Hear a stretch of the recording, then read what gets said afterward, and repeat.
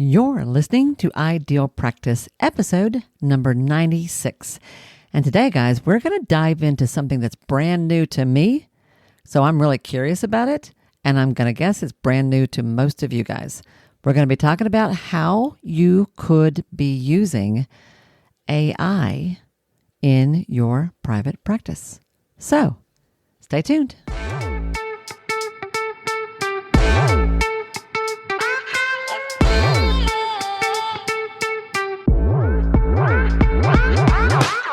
Hi, I'm Wendy Pitts-Reeves, and with over 2 decades of experience in the private practice world, I've built my 6-figure business while learning a lot of lessons the hard way. This is the first podcast that shows you how to apply the principles of energy, alignment, and strategy to build a practice that is profit-centered, but people-forward. This is the Ideal Practice Podcast. Hey, everyone, and welcome back to another episode of the Ideal Practice Podcast. And golly, we've got a really interesting conversation for you today. My guest today is Maria Szandrach, and you'll hear me say that again in the interview where I was practicing saying that right. Maria was born in Poland, went to school in London, including the London Business School, and spent some time in Berlin, Germany. At some point landed in the Bay Area of California. And you'll hear where she was today when we had our conversation. It's really, really, really interesting. She is 3 years now into growing her 3rd startup. And as you'll hear me say, I love meeting a young woman who's heading up a tech company, which is what she's doing. And I loved meeting her. And what we're going to talk about today is how to use AI in your private practice. This is a whole new territory, folks, right? Maria is a serial entrepreneur. This is her 3rd startup that she is involved in now. You'll hear a little bit about her background in the interview. But what we wanted to dive in today in particular was a little bit about how can you use AI in your practice, and what are some things you need to be careful about and watch out for? What are some of the pitfalls you need to be alert to? And where do you even start if you're thinking about exploring this a little bit more? And what are some of the tools and some of the options that are out there? So she had some really, really good points to make for us. And I think you're going to find this really interesting. So with that, let's get into the interview. All right, everyone. Thank you so much for tuning in and welcome back to another episode of Ideal Practice. I am not kidding when I say this is going to be a really cool conversation about a brand new topic that we have not even begun to touch here on Ideal Practice. And it is my highest honor to introduce you to our guest today, Maria Szandrach. And I'm practicing saying her name. And she says I'm close. So Maria, come on board and say hello to everybody. Hello, everybody, and thank you for having me here, Wendy. Absolutely. I'm Maria. Surname pronunciation was very good. We're working on that. Yeah. And Maria, so tell everybody a little bit about just tell them where you are today, because I love this, where you are, why you're there. And then go ahead and tell us a little bit about kind of what you do, who you help, how you help them. Let's just kind of set the stage a little bit. I love knowing where you are and why you're there. I get a kick out of that. I'm currently in Chile. I'm basically a digital nomad since some time, I would say. Yeah. I was previously in Mexico, before that in California, where I very often come because that's where our company is headquartered. But I was born in Poland. I studied in London. I also worked in Berlin, in Germany. Oh, goodness. So, wow. In the right. So Poland to London to Berlin to California to Mexico and today Chile. Yes, with a bunch of other stuff in the way, but I love it. That's right. And I was asking you what you're doing in Chile because you're there for several months, I think, and I thought she's got to be there for the hiking because I know it's really pretty, but that's not what you said. You're there for your business. Why are you there? I wish I had time for hiking, but actually the reality of my traveling is that I mostly work. So yes, I am here to work on my startup that writes notes for psychotherapists automatically using Yeah. AI. Our team is fully remote, so we have colleagues on pretty much each continent, maybe Mm. apart from Arctica. Um, and and that's why I can also live this lifestyle because the company never closes. So I have calls with different people like across the day. But Chile is actually a sweet spot for me in that regard because we have a big team in actually like Europe and Africa. While Mm. we actually sell to therapists in the US, we also have some colleagues there, and also, for example, a designer in Brazil. So Chile is really like this place where I can have most of my calls during my like day, not in the Not in night the middle of the shift. night. Yeah. Yeah, this is one of the factors about global teams and global work. I'm learning this as well because I also have team members are literally around the world, and I try really hard to make sure I'm working during the day. But a lot of them are not. It's not unusual that we're having calls when it's 10 o'clock at night for them or later sometimes. So yeah, so you have literally planned, you have chosen a country that works because the time zone works for your company, and that you can do your work between your customers and your staff in this company. So tell everybody a little bit, which is lovely. I mean, talk about going to extreme lengths to make sure that you can run your business like that. It's kind of, I get kind of a kick out of that. So you run a company called Mentalyc, and you told me I got that right too the first time we met. It's like metallic, except that it has the word mental. So Mentalyc, y'all who are listening to this, a Mentalyc.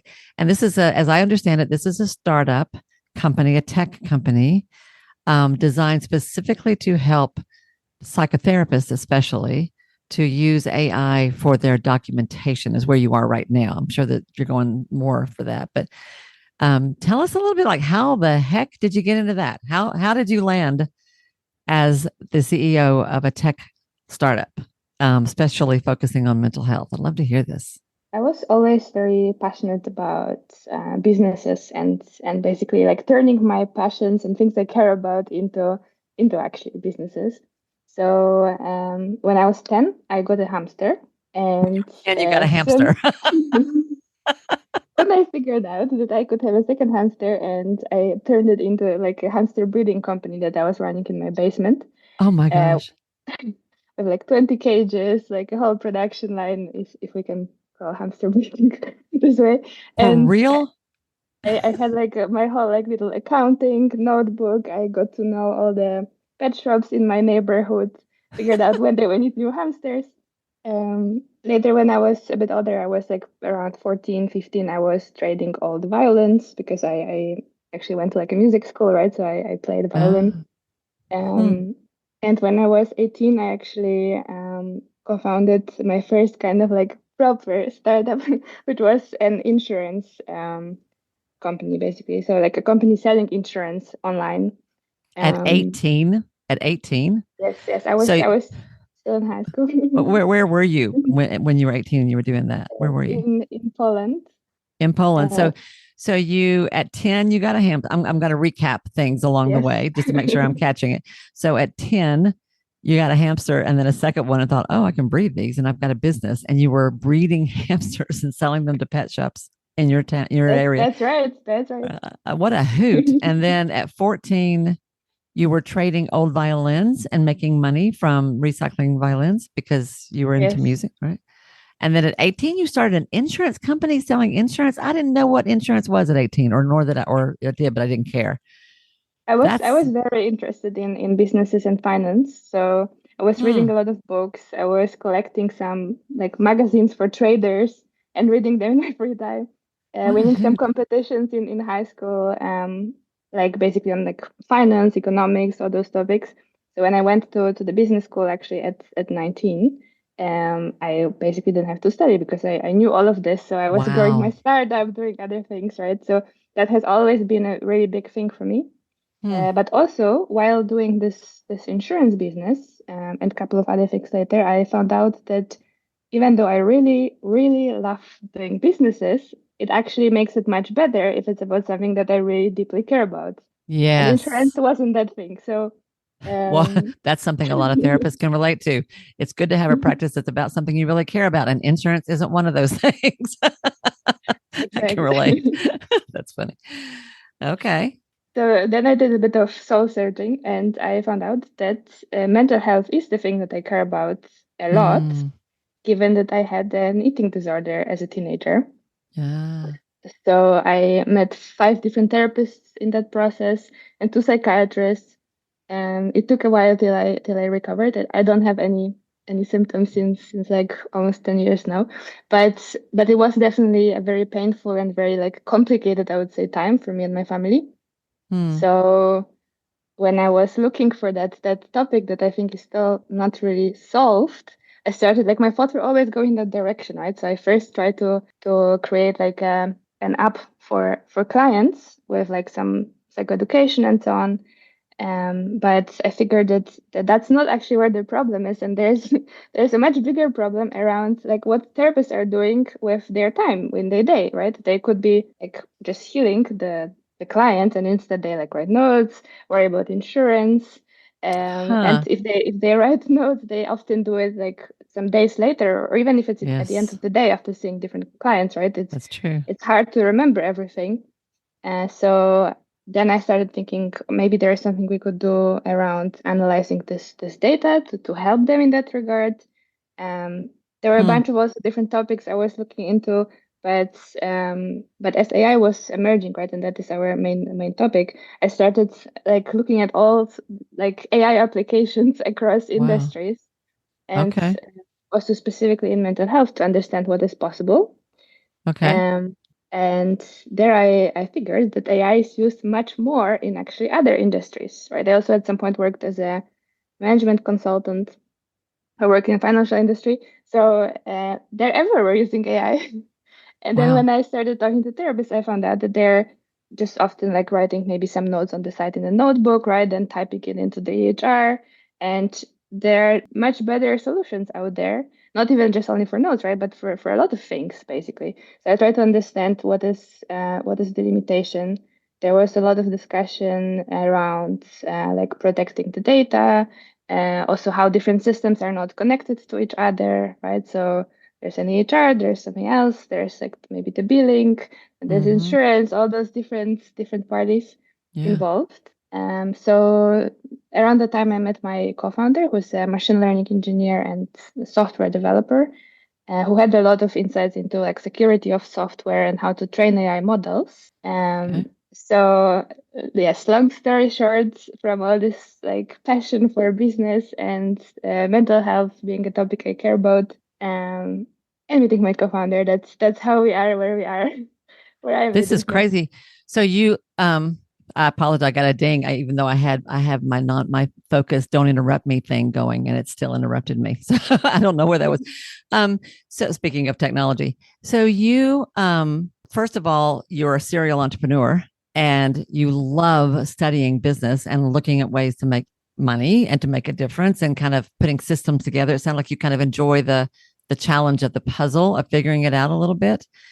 But then Yes. you realize you wanted to do, if you're going to run a business, it needs to be something you care about. That definitely makes it more sustainable. It helps if you really care. Um, and it's interesting to me. You started off looking at it from the client side, the patient side. What can I do that can share information that's going to help them? Which makes perfect sense because that is kind of where we tend to go. Like, how can we educate Yes. the public about mental health issues? But there are a lot of people doing that. You went at it from a completely different point of view, which is how can we help the providers? And y'all I kind of want to highlight that for a second because that's a really smart, strategic business move. Here's a problem that lots of people are working to solve. Here's a problem barely anybody's thinking about. Maybe a few. There's a few out there, but not a lot. And so you were looking at how can I give therapists more time back in their day so they can see more clients and do more good and not be spending their evenings and you're right. I mean, I have a lot of my coaching clients when they are sending me their weekly notes about how things are going in their practice. Oftentimes they will say, I caught up on my notes from last week, and that's a win. I caught up on my notes from last week. And I know people who literally have had notes outstanding that are months old sometimes even a year old, where they scribbled something, but they never got around to actually writing the note. And so you've come up with a way to solve that. I love that. Okay, There are also cool. some other things that was trying to solve. So maybe also the reason why I went first after the clients, right, the Yeah, patients, was because I was one. So I was thinking like, yeah, okay, I had this problem. I had to go to all those therapists and like wait like in long queues, right, to even get to talk to one. To later yeah, find out that maybe it's actually not the right one because the eating disorder is quite specific, right? So if it's like a CBT therapist that's like sees mostly anxious clients or depressed, might hmm, not be the right fit. So then I would need to switch. And I actually like went through almost all modalities, or at least like the big buckets of modalities, right? Like CBT, psychodynamic, systemic. I went pretty much to all of those therapists. yeah, And hmm, and then when I was trying to help clients, I was and like we're like brainstorming all these AI solutions, right, with my co-founder. We've seen that AI is there, but we quickly figured out that it cannot actually replace therapists, and we cannot tell AI to just like I don't know go and figure it out, right? yeah, We need to work with therapists because they are the ones that know how to do this. yeah, While in the same time, there is a little bit of this kind of information getting lost, right? So as we were saying, like these notes are taken way later. We don't have all the details. And also one therapist can see just like a certain number of clients with certain problem in their lifetime, right? So hmm, especially if it's like an eating disorder case, um, maybe they just have seen a handful. So AI has actually this amazing superpower that it can analyze like gigantic data sets and look for patterns. So what we were wondering is how can we leverage this to actually bring something to the attention of the clinician that maybe yeah, they have not noticed, right? yeah, So that they will still be there to have this like connection with the client, which is super important, and they cannot do this. But they can actually leverage all this data to potentially just like see more. Like everyone has some like blind spots, right, in what they see. yeah, yeah, So we've noticed that AI has like actually a lot of like possible benefits. But then we started wondering how can we even bring it to the therapist, right? Like when we started talking to therapists, we were telling them about this technology and they were asking us who is AI. they were saying, So what is AI? no, who is Who AI? is AI? Oh, oh, that's funny. So you were, so you were, so you were thinking like you can't, you're right. You can't replace a therapist. Like you can't replace a human being who is doing this work with another human being. But you were thinking if we can document their work over Mhm. time, AI can maybe see patterns or symptoms, or like there's a hint, there's another problem here that perhaps the therapist doesn't see. So when you started talking to people about that, their first question was like, "Who is AI? AI can help you, really? Who Usually, is that?" yeah, Yeah. because exactly we started doing it around three years ago. That was before all this wave of like ChatGPT and Oh, everyone talking about AI. Now we don't have yeah, that problem, right? Now everyone like connects AI as a yeah. keyword That's to funny. something. You were ahead of the game. But when we were saying like AI could help you, the like there was like, is it a person? Like, was it a training course? What is it? So really the awareness was like shockingly low, Yeah, which was interesting because like other industries were already using AI, right? So like coming from the business background or financial background, all those financial analysts like use AI all the time to make financial decisions. So I was thinking like, oh, there is something to this, right? The AI could help so much, and yeah. there is no awareness. No one is using it. So Huh. yes, from all that research and all those discussions, we ended up writing notes.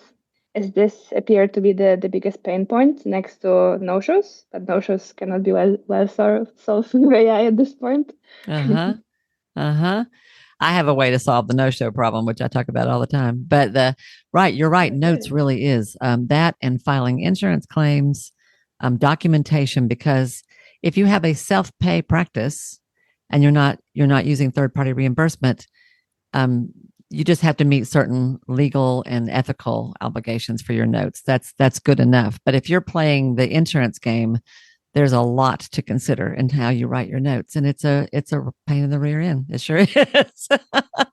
so Yes. so you have actively set out to solve that problem, and that's what Mentalyc does, right? Yes, Yeah, so Mentalyc writes notes, and this has like multiple benefits, right? So on one hand, it is saving time, of course. On the other hand, it's keeping all this information. So nothing will be forgotten. So we can use it, for example, when we like update treatment plans and so on, right? We just have more data. We also really care about protecting clinicians from insurance. Yeah. So we follow like very closely all the new updated like regulations or those like recommendations from the payers, right? Like what Hmm. has to be included in the notes. And we consider that very strongly when we like in the style of writing, right? And what is included. So for example, we always include medical necessity. We like really document like symptoms with the onset, frequency, like anything that is in the DSM-5, all the impairments. So that is very clear that there was actually medical necessity, right? And the same Wow. for interventions. We make sure that we frame them in a way that they sound like they're yeah, basically clinically approved. But also what we're working on these days is we want to include some supervision features, and that's also something that AI can help with, Hmm. um, because that's where we can bring to the attention of either the supervisor or both of them, right? Like certain patterns in both what the client, what is happening to an individual client, but also like what the therapist does a lot, right? Or what changes, like do they speak more in sessions, do they speak less, do they ask more open questions, You mean or you're just tracking the therapist behavior and the clinical intervention, what's going on here, so that they can use that in supervision when they meet with a supervisor for training? yes, because the way we write notes is we transcribe the session, right? Mm-hmm. So this way we actually have like verbatim of everything that was discussed. Mm-hmm. So this allows us to actually exactly like find some patterns, what is happening, and help therapists use this basically. Yeah. Yeah. Yeah. Yeah. So yeah, I was looking at your website and kind of reading up on how the process works for in your company. And I want to talk about that, and then I want to expand this a little bit about how AI can be used in general in a practice. But for Mm-hmm. Mentalyc, as I understand it, the therapist informs the client that you're going to be using this tool, and you have a whole lot of support around the ethical concerns, the HIPAA compliance, and we'll get into that here in just a minute because I do want to talk about that. But Mm-hmm. essentially, you explain to the client what you're going to do, and then there is a verbal recording. Well, you have two choices. I understand it. You can either record the session live, like on a Zoom call like this, or if you're meeting in person on a tool like on your phone or whatever, Mm-hmm. that recording is uploaded to your server where it is instantly transcribed. And your website says that any identifying data is erased Mm-hmm. That's true. or anonymized, turned Yes. anonymous. That's a hard word to say. So like names, places, that kind of stuff Mm-hmm. is hidden, and the recording goes away. Y'all don't store that. You keep the transcript, and then the transcript is automatically put into a format that fits what most insurance companies want, and various. Oh, no, you've got a bunch of templates. That's right. You've got a bunch of templates. Um, I still know really a lot about our software. Look at me. Well, I was studying. I wanted to know what we're getting into here, and I was kind of curious about, well, how does this work? So just yesterday, I had just a brief conversation with a therapist that I want to bring on in a few weeks. And one of the things she said about her success was she said, I think I use technology a lot more than most people do. It's kind of freakish, actually. and, and I got a kick out of that. And she was telling me that, and I want to share this with you because then you can tell us some more. She was saying that she uses AI for like everything. Like when she's planning her week, she can use AI to say, here are my priorities for this week, plan my schedule for me. And it will map out the best use of her time. Or she uses it to plan a home workout. She uses it to plan topics she's going to record videos on for her audience. I don't know. Other than documenting your notes, which is a biggie, and the supervision that you just mentioned, where else? What are the blind spots that we have in terms of our running a small private practice? You're a one person show, or maybe you've got a small group practice with, say, 3 to 5 practitioners. How could we start to think about using AI in our practices? What do we need to be turned on to and be aware of? There are definitely a lot of ways the AI could be used. So the reason why we have actually the specific tool for documentation is because this is a really hard task. for AI and a lot of very sensitive information, right? But there are a lot of things that actually don't require tools like ours. And for example, we could use ChatGPT for any other like generally used AI, right? And those are, for example, planning exactly your day, right? You can Yeah. just give this AI information about like what you care about, a lot of things that you want to do in this day, and it can help you like brainstorm. It's actually kind of like this like sparring partner, um, like exactly like another person in the room, right? So you can tell them like, oh, this is my problem. Those are the things I have to do. Those are my constraints, and it can help you structure it very well. We Okay. also see that a lot of young clinicians or students use it to help them learn, right? So they would like it helps conceptualize something. So you could basically input um, like for example describe like I'm seeing this client, those are the problems, I don't know what to do for the next session, right? Or what should I read to get better in helping them. Ah, And and AI definitely can help with a lot of that. I've also heard from practice leaders that they are trying to build like a database, like a learning database for like a group practice, right? So to make sure that clinicians learn more about topics that they identified as important. And it is possible to use AI to kind of feed it with all this information, like a couple of books or so, and then yeah. just ask it to answer questions. So it is definitely like an amazing tool for all sorts of learning, planning, structuring, and also treatment planning. Oh, yeah. Right? Treatment planning. Yeah. But the main restriction of those tools like GPT is that it's not very safe to put there anything like session transcripts, right? Or Yeah. you have to always watch out to not put any PHI in there. Um, Personal and health, PHI, personal yes, health yes, yes, information. yes, Yeah. exactly. So for that, it's better to use dedicated tools. And but there are also other companies out there that, for example, help with intake or with like in between session interactions that use AI.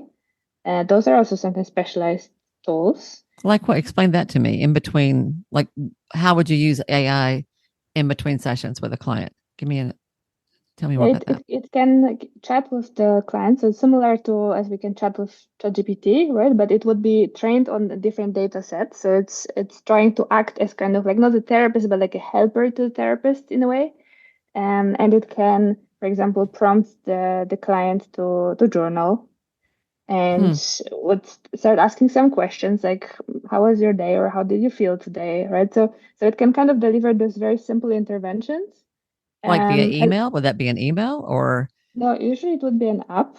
do an So app? Oh, the client okay. needs to download an app and somehow like configure it a bit at the beginning, right? Maybe the therapist would also have access to it on the other side. There's one such tool that I know in the UK, that works with NHS, so like the national health system. So it's actually approved by NHS, which I guess means that it's not a joke; it's a Yeah. real helpful tool.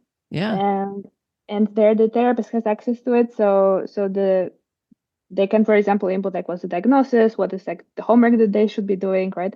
And then the tool is kind of like making it look a bit more like interactive and more like a human, right? So it says like, oh, how are you feeling today? Maybe like write a bit about it, and then AI can actually analyze what they say and maybe pick some like main topics and bring this Mm-hmm. to the attention of the therapist. Mm-hmm. So there are also some solutions around intake. So for example, we could send like a link to like possible clients in the queue, right? And they can also interact with like a bot sort of device, and they can basically be asked certain questions that help us to kind of skip the intake as a session, right? The reason we actually went for notes was because we've seen that the big problem is that therapists actually don't have time to but possibly see more clients or to conceptualize sessions, like really use their clinical skill set Mm-hmm. instead of like scribing something. Those other tools, I would say, depend kind of on what is the main like blocker in any practice, right? Every practice is a bit different. So if there's a really long wait list and you Yeah. want to collect this information up front, then those intake tools could be great. Um, So you could use AI to gather information. If you had a long waiting list of clients who were yeah, needing to get in, that could help you with triage, probably help you sort yes, out the clients who need it most importantly or whatever. or help you. If I was thinking that would work in a group practice where you, and I mean, I used to run a group practice that we had 10 to 12 providers most of the time, and our phones rang off the hook all the time. Mhm. And this is a really interesting point. I would sometimes spend as much as anywhere from 2 to 4 hours after work, sometimes, depending, returning Mhm. calls and helping figure out where to send people, like which therapist made sense in our practice. Now, I look back on that now today as a business coach, and I think, well, I should have hired somebody to handle that. Like there are other ways to handle that. But what I'm hearing you say is that you could actually use AI to Yes, sort of you sift through totally that. could. Yeah. So that's where exactly, like if it's a group practice, it definitely makes a lot of sense because you could Yeah. just have like a link on the website, and instead of talking to a person, the client could talk to this Yeah. AI, but you can also constrain AI, right? So it won't talk about something completely random, Yeah. but it will actually like always steer this conversation to like collect that information that is required. Yeah. And then it can profile the client. There could be a different AI that is kind of like a matchmaking algorithm, right? That Yeah. could say, for example, this clinician of this profile would be the best fit for this client. So Yes. those are definitely insanely useful for a bigger practice. Mm-hmm. Um, What is the name of that app that's in the UK that the National Health Service uses? Do you remember? it's called Limbic. Limbic, Limbic. Oh, is that it? Limbic? Yes. Right. Okay.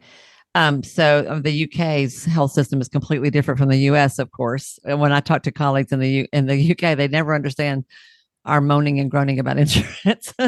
um, but it would be interesting to go see that app as an example of how this could work.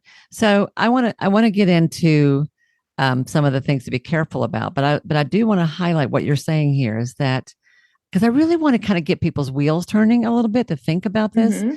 So what I'm hearing you say is that you can use AI to plan, and I could, as I'm saying that, I'm thinking when I'm planning a course, when I'm planning a launch, when I'm planning a series, an interview series, I could probably use AI to help me map that out just by explaining what I wanted to accomplish and what some of this.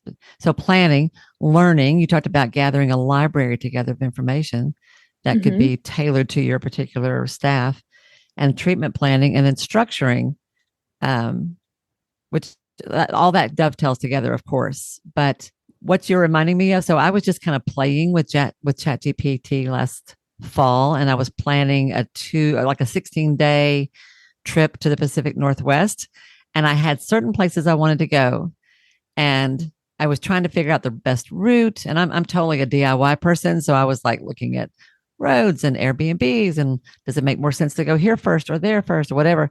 And I thought, let's just see what ChatGPT does. So I threw it in there and said, here's where I want to go. Here's how much time I have. I'm driving. I want to make sure I spend extra time here, here, and here. What's the best way for me to do this? And by golly, it spit out day 2, day 3, day 5, days, go here, drive this far. It was so much fun because then I could take that and sort of edit it. Right. I could Yes. tell I have not done this in my practice, but I could see the whole thing about I've got a difficult situation. How do I help this client? What do I need to understand before they come back next week? What's the best source for me to go look at to learn? I love that. That's great. So I tell think me, exactly for yeah, yeah, go ahead. sure. I think for those things, exactly ChatGPT is great. So I would like advocate for using it for that, right? Like I also use it every day. Everyone on our team uses ChatGPT a lot, and I believe nowadays basically like a lot of people do that. For But generic stuff, for generic things that are for not patient centric. exactly, but Mm-hmm. it gives just like good ideas. So even if it's exactly about treatment, right? You can ask it to just give ideas for the next session, right? And it gives you like 10 Yeah. things, and then maybe there is something like you're, oh, okay, maybe this, right? And then you can do more research in that direction. But Yeah. it's kind of just like this brainstorming tool. That's a very good use case. Also writing, right? If you need to write any maybe like write a homework that you actually want to send out, right? It can like nicely phrase it. Mm. So that's also very good. I know that some therapists use it for notes as well. There are a lot of courses out there. The therapists, like some therapists, influencer therapists, right, Yeah. create. Um, but but there are really big limitations to this because at least from the insurance perspective, what is very important is this consistency, right? And like that it's always written in this exact way. So GPT doesn't have very good results when it comes to that. Mm-hmm. It's not trained to do this, so it doesn't usually have like a very deep clinical insight. So all the notes, because I like and our team reviewed a bunch of those like GPT methods suggested by some therapists that teach it, right? And they're usually Yeah. very like shallow, kind of superficial. So it Mm-hmm. kind of has this like subjective objective assessment plan section, but it's very brief, right? It doesn't like get to the gist of it. Got it. So that's like for some use cases like this one, it definitely makes sense to develop like a dedicated software that like keeps the data safe, that always does the same thing and is like consistently improved for better accuracy for that. And Yeah. analyzing the whole session is not a trivial task. Yeah. There's also a big discussion because as we were saying, it can rewrite the note, like it can like help you frame it, right? So some therapists try to put in there their like ugly note kind of, right, and then like polish it. Right. So Right. that might work, but it's again a little bit tricky when it comes to getting consistently the same looking notes because AI, as Yeah. it's great for brainstorming, it's also like a bit this like creative power. Once it writes it this way, then it writes a different way. Yeah. Um, but Yeah. anything exactly creative, writing, brainstorming, planning, it's an amazing tool. So I would highly recommend if someone haven't tried. And I hear a warning in there. I hear your warning from you, and that yes, you can use this to plan a course, to launch, create a workshop, to lots of sort of big picture things. But when it comes Mm-hmm. to actual work with your actual clients and documentation, especially of that work that meets all the proper requirements, you need to be careful. So, talk to me about some of the things we need to be careful about. Because I'm remembering one of the things that I remember you saying when I met you the first time was you said there are things that seem to be HIPAA compliant, but really aren't. At least I think I remember you Yeah. saying that. Is that right? Yeah. Yes, that's correct. So because nowadays all this GPT and similar tools, right, are so popular, Yeah. there are a lot of very young companies that just like show up one day and they kind of like repackage GPT in a different product, right? So they have a website, they say like you can use AI here and it is HIPAA compliant, but then actually what sometimes happens is that if you read the details and you go to like terms of service, you will find out that it actually says that you cannot input any PHI into the tool, right? And then it only is HIPAA compliant, which means it's not actually HIPAA compliant And you because won't catch that if you Mhm. don't look at the terms of service, which most Yes, people never even yes, look at. exactly. So it's Oh, wow. really I can see how it's very confusing to be kind of like a buyer or a decision maker on that market, right? Because those things Mm, are hidden as it's such a new thing, like a new wave, and a lot of new things showing up. So if you search in Google for AI for therapy, you will get a bunch of things, but probably just like two or three are like worth considering, right? And there will be a bunch that are just I don't know, like a couple of students like assembled something very quickly, right? Because they were like, oh, huh. let's just try it, plug in GPT. Yeah. So And you're saying watch it. It may say that we are HIPAA compliant, but what they're yes, really doing is just sort of copying or borrowing GPT or other things like that. And it's only HIPAA compliant if you don't put any personal health information in there, which kind of defeats the whole purpose. exactly. Yeah. Wow. So HIPAA requires all this encryption, all the special security, right? All the Yeah. procedures and certain like rituals in the company, behaviors and documents. So all of this is there to ensure that actually the personal health information is safe and can be stored. Yeah. So this is something that I would like really suggest to be like very careful and like very curious about to understand if it is actually HIPAA compliant, right? Because there might be like a marketing post that says like HIPAA compliant tool for therapy, but check if Yeah. there's a BAA. If there's no BAA, that's already a big red flag.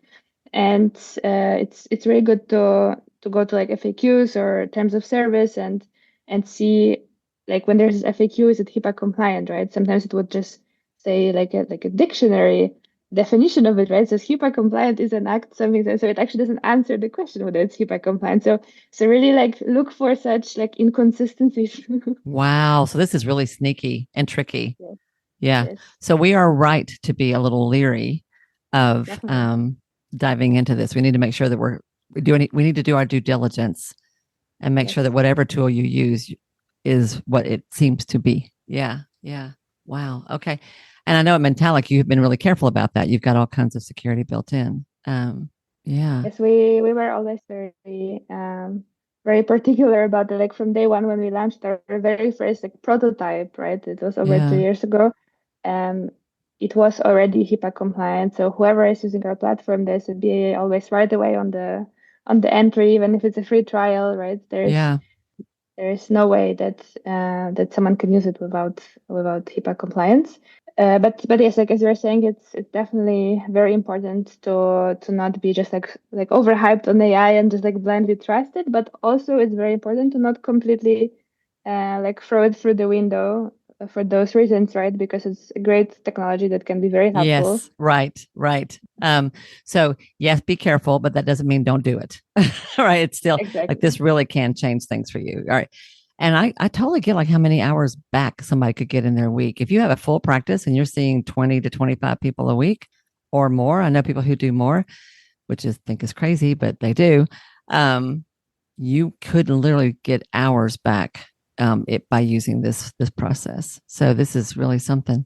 Huh. And we all use AI actually a lot, even without realizing, right? Like if you use Netflix, for example, it should suggest the movie that you might like, or same happens on Amazon.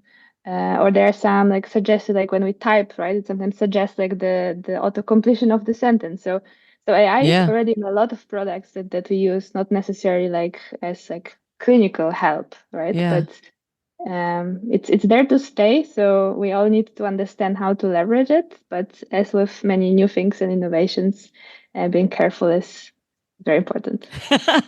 I'm laughing because I am not what you call a first adopter or first, right? I'm not the one that's going to stand in line at midnight to buy the new phone. That's not my thing at all. I'm like, let it be out for a while, let them work out all the kinks, and then I might try it. Right. So, first adopter. So, so ethical concerns. Talk to me about, because this will be a biggie. Besides the fact that you just said, be careful when you choose to use a tool to make sure it really is HIPAA compliant. Check the terms and conditions. Make sure it is safe to actually put a patient name in there and that it's not going to hurt Yes. you. Right. Um, what other concerns, like what else, what ethically, what else do we need to be careful about? Like, do we need to worry about encryption? Do we need to worry about how it's stored on whatever? Like, what else do we need to be thinking about if we want to do this? Or we want to I think evaluate? it's exactly it's definitely important to see what data is stored, right? So in our case, as you were saying, we don't store the recordings and or the identifiers of clients, um, because we don't need them to provide the value that we're providing, right? So Mm, we want to write this note. So for that, yeah. we don't need to store the audio if we already have the transcript, and also to conceptualize what happened in the session, we don't need to know like the address of this person. Um, and of course, therapists can input it back into the tool, right? Yeah. So you can still like open a new client profile, add all this information because it's safe. But because we don't need it to write a note, we remove it. So that's important. I would say to see if the company doesn't store data, it doesn't have to store. But that is Mm, also covered by HIPAA, right? It usually says that you should have like the information that you're using. When it comes to encryption, also HIPAA requires it. So a lot of those things I would say would be covered if you actually check if there's BA and if it actually doesn't yeah. give any signal that PHI is not safe. Yeah. Yeah. When it comes to ethical aspect, it is very important to, of course, inform the client about any AI that you're using that is impacting them. Yes. Um, Whether it's notes or whether it's like some intake bot or homework bot, right? They need to be aware that it's not someone writing to them. Hmm. And for that, we have a template, like a client consent template that can Oh, be you used. do. I was going to ask you about that if you might have that. Yeah. So you Yes, have we do a, have it. a, a tool that they would sign, a document for that they would sign and that you've gone over with Yes. them, which we're familiar with. We do the same thing with informed consent. Like there's lots of things that we're used to having to explain to people. So, okay. Excellent. So it's Yeah. very important to include the risks and the benefits, right? That's how Yeah. we do that. So we also give like sort of talking points to clinicians, so it helps them to communicate about this, because there are definitely also benefits for the client, right? Like, for example, that the therapist is more present, more focused, doesn't have to like look to the sides, like jot something down, right? Can keep Mm, the eye contact, mm, and can potentially provide better treatment because no information is lost, right? They can like recap the previous session before the next session, and all the details are yeah. there. So there are a lot of those things that are good and helpful, and it's good to explain them, but also always explain the possible risks. So we have them also all detailed out. So being very transparent is important for us as a company and also for whoever uses it. We talked to ethics committees quite a bit while we're building the product to understand if there is any, for example, like a big no on recording in the first place, right? Yeah. But Yeah. there is none actually, because even if you look at physicians, they use such tools for a while longer because they even used to have those like a Dictation. Yeah. dictation, but there's like this previous generation of tools like ours that physicians were using, but therapists haven't, where there would be like first there would be a physical scribe, right, that walks after the doctor in the hospital and Yes, takes that's right. I notes. would follow them around, take notes. That's right. Yes. Yeah. Then there would be those tools which actually also record the session, but the scribe is sitting like in India or somewhere, right? So it kind of like looks a bit like what our tool does, but there's actually a human there. Yeah. So in the medical world, Medical transcription used to be yes, a big side job to get a work from home job. exactly, Yeah, that's funny. That's exactly. bringing back memories. Yeah. So Yeah. it has been there, right? It's also like personal like health information and so on. So there's no really reason to like not record it. I think it's maybe the specifics of the setup that made therapists not do it, right? Because it would be like somewhat creepy if someone sits in your therapy room listening, right? Yeah. So it was never developed to be there. But in general, there's no like rule that would say that you cannot record the sessions. Just what is very important is to exactly make sure that like all these precautions were taken. Yeah. So I just had a flashback that I have not thought about in years that you just remind me of. When I was the family therapy director at a residential treatment center, I completely forgot this. I had a choice. I could handwrite notes after sessions, or I could call on our landline telephone. I could dial into a certain number and press like one, two, whatever, and dictate the session over the phone. Oh, that's And then interesting. somebody would type it up somewhere and it got put in the chart. I don't remember how, but I do remember calling on the phone to dictate a session, which is really funny. I hadn't thought about that in forever. Um, We have such and feature as well. So that's also so say for that instance, I again. think What there was we that? have such feature again as well that you don't have to actually record the session, but you can also dictate a recap, right? And like what those tools were probably doing that you described, it was Yeah. written exactly like as you say it, right? So you would maybe need to say like something and then like full stop next paragraph, like it would like really write what you say. And in our case that's not how it works. So there's a dictation feature where therapists can just kind of like dump their Just talk. thoughts. Oh, Yes, really? like we can be completely random order and just Ah, you don't very have very to loose speak in complete format. sentences. You don't have to say new No. sentence. You don't have to say what you just like go, hey, I saw this person today and here's what I think's going on. And they said this and they said Exactly, this, and I'm kind of exactly. concerned about that. You can like literally just sort of like free talk, spill it out there, and then your tool will organize it into a coherent note that So meets certain. the tool will give you both things, like the verbatim transcript of what you were saying, and next to Yeah. it, like a well-structured insurance Wow. compliant note Wow. written out Wow. of it. And then So I'm assuming you can edit that if you want to and tweak yes, it a of little bit course, if you of need course. to. Yeah. Golly. Whew, that sounds pretty good. Hmm. So that's also like when we actually think of this ethical and so on, right? If someone is still unsure about recording, or maybe the client didn't consent, that might also happen. We see it specifically with clients with paranoia or so, right? There's always like Yeah. a certain type of client that would be particularly scared of recording. So in this case, that could be also used, which is still better than writing the notes like 3 months later, right? Because you still have it fresh in your memory.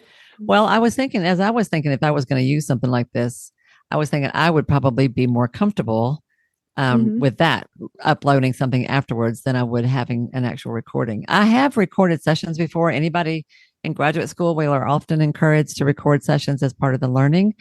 But it's a thing to get permission from the from your clients to do that. And it But is a actually little, yeah, nowadays it is less than it used to be, I believe, because we're okay. also very cautious of this. We were like worried that, if clients don't agree, right, our whole business would make no sense because no one Yeah, would be able to record.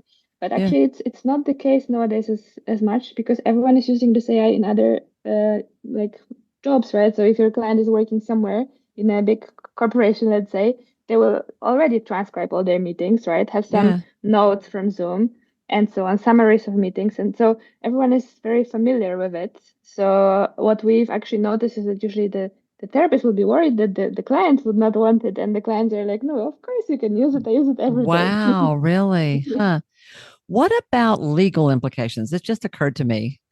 Yeah. If you were dealing with a domestic violence situation where there's going to, or a crime, PTSD, working with law enforcement, if you're dealing with something where there's a very high risk that there could be legal involvement, a suicide, anything like that, are you at greater risk legally because now there's a literal transcript of everything you said in a session? I think I know the answer to this, but I want to see where you would go with this. Do I have to worry that what is in those transcripts could be brought into court and could hurt my client, or for that matter, me? That is a very good question, and that is also one of the reasons why we anonymize everything, right? So the transcripts don't have any identifiers, so it could be like anyone's transcript, basically. And also, therapists have full control over which information is deleted. So if you work with such clients and you are scared of this, you can just not input any client information on top, right? So it doesn't have any. You can use, for example, like some nicknames or codes for your client. So it's like Right. unknown, right? It's the client's like one or client A. Transcript doesn't have any name. So in this like scenario of supination, we cannot give anything to the court because we don't know whose data that is, right?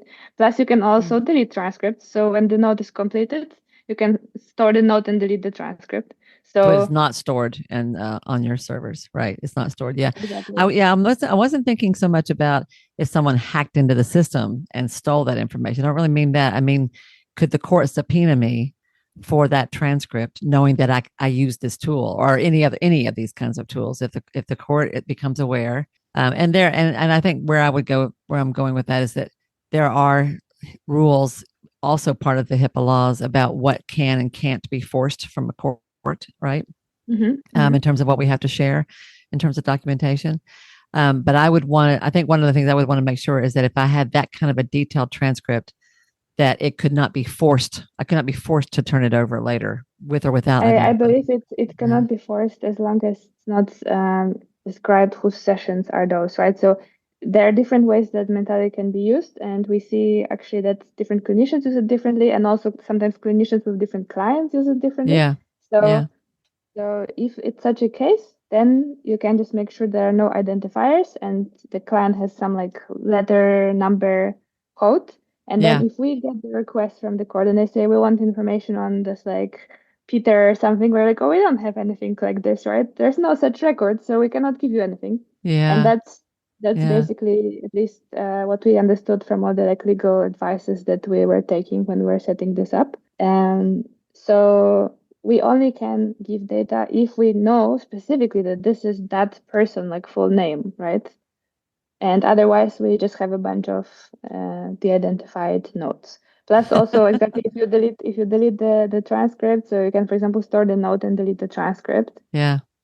and the Yeah. note might have, let's say, this full name, right? So then if we're asked for this, we will only be able to give that note because there was no transcript. So Yeah. in general, there are some benefits when it comes to storing all of it on our platform, because first of all, it could be used as like a just EHR. You can just have it all there. But Mm-hmm. also when we develop more and more of this analytics around it, right? It could be helpful, for example, for the treatment planning to know how the client is progressing and so on. So there Yeah. is big value in keeping the data, but for those specific cases where you're like worried Yep. about, Yep. right, or you Yeah. work in prison, I don't know, then Right. it might be better to use it that Yeah. way.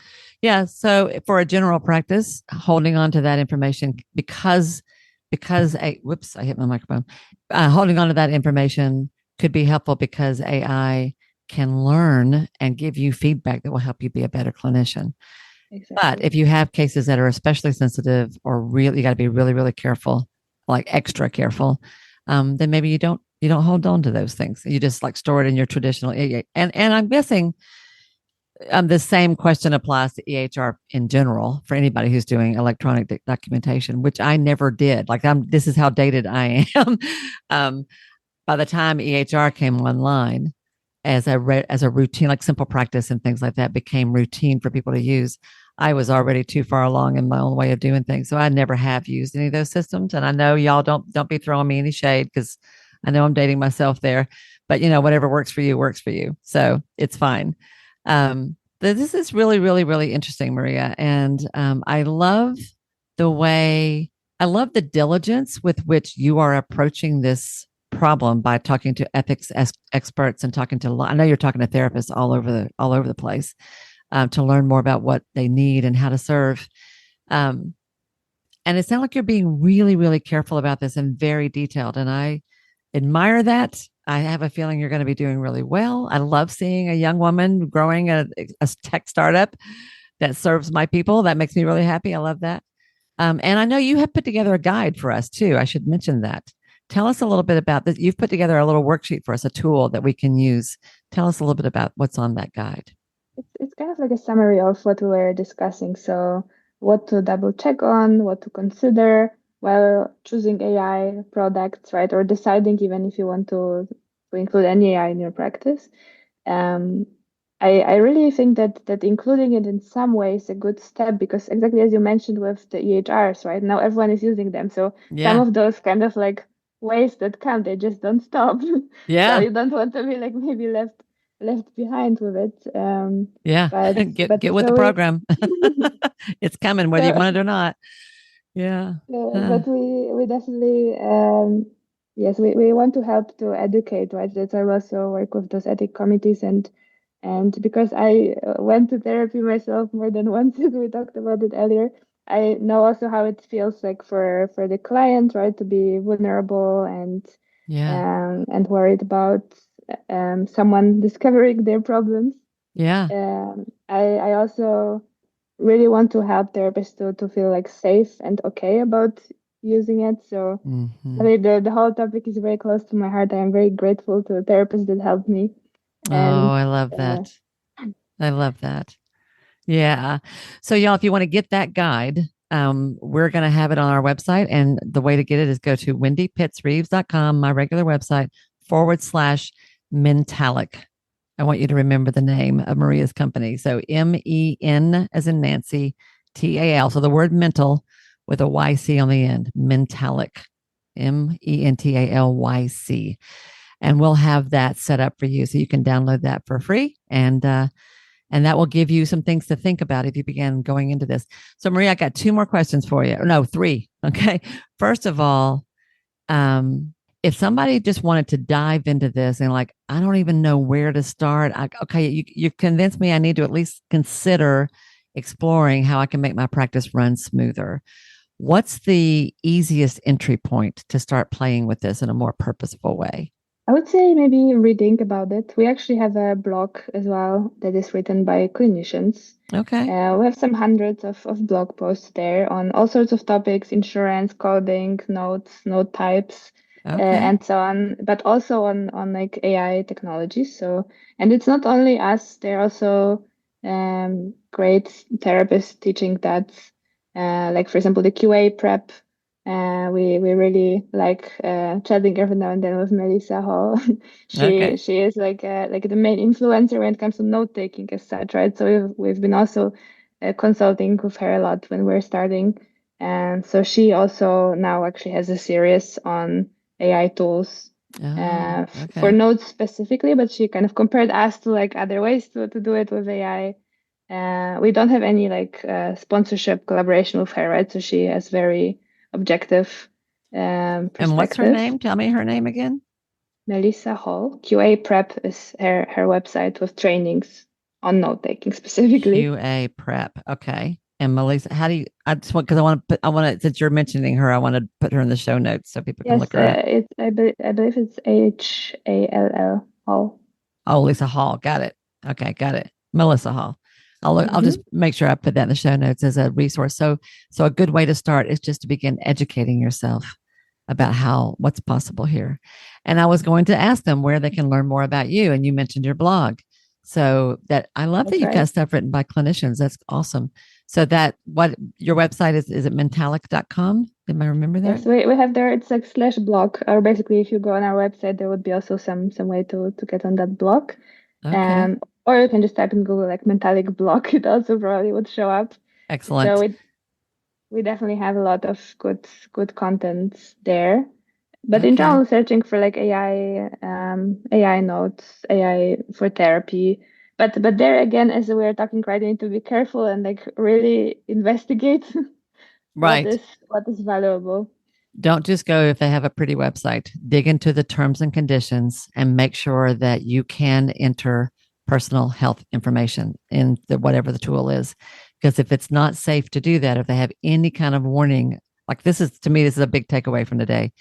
One is that AI can save you a ton of time. 2 is don't be afraid of it. Make it your business to learn more about it, understand it. 3 is when you go choose a tool, and I would say Mentalyc or any other ones, any of the ChatGPT and all the other for-profit companies that are out there that I don't even know about yet, be sure and look at the terms and conditions and make sure it's safe to put in patient-sensitive info. Because if it's not, then it is not truly compliant. Excellent points, excellent cautions, excellent encouragement. Don't be afraid of it. The wave keeps coming. That's really good. So this has been so helpful, Maria. Thank you so much for kind of introducing us to this topic that I know nothing about. I love this is a fun conversation, and it makes me kind of want to dig in a little bit more to this whole idea. And because I see, especially the note taking, which is more complicated, which does need to be handled more carefully, because I see this as such an issue for a lot of my clients, I will be sure to start sharing that companies like Mentalyc exist and that maybe they can look into this as a resource.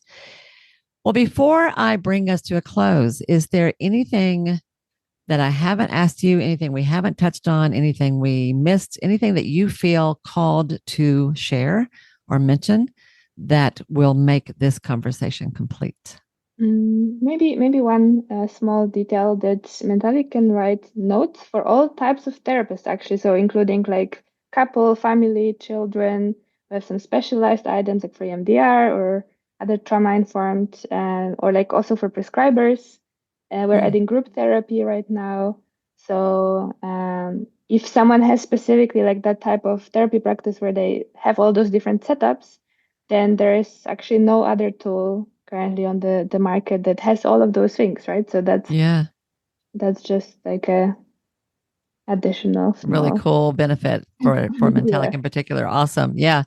And another that also, I mean, that's another thing to think about.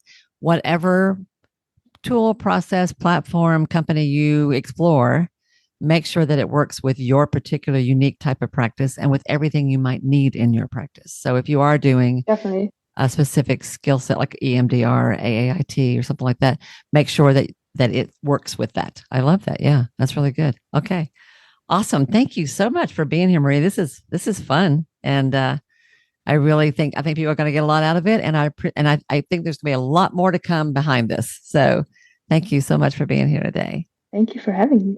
Yeah, absolutely. All right, and with that, everybody. I'm just going to encourage you to go download the tool that Maria has put together or the guide that she's put together for us, wendypittsreeves.com/Mentalyc.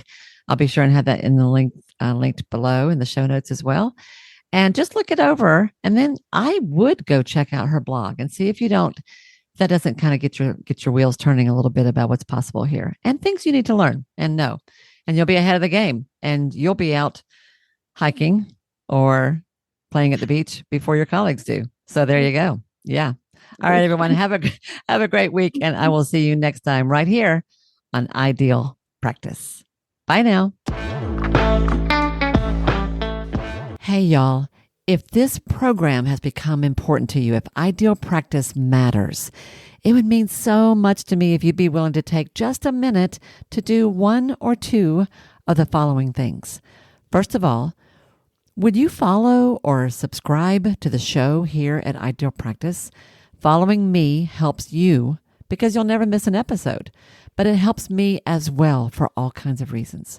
To do that, all you have to do is go to the show page for Ideal Practice on Apple Podcasts or Spotify or wherever you listen to podcasts. There, just click on the plus sign that you'll usually find in the top right-hand corner, or click on the word follow that you're going to find somewhere there on that page. Of all the things, this really is the most important thing you can do for the podcast itself. While you're there, it would be extra special if you would be willing to give me a 5-star rating, and even better than that, a review with your own words.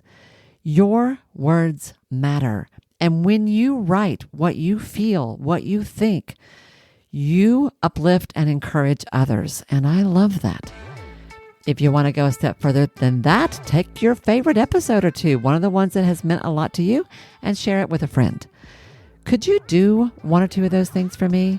I promise I will love you forever. You guys matter to me, and I value your support more than I can possibly say. Thank you, sweet friend, for anything you can do to help me out and support the show. I'll see you again soon.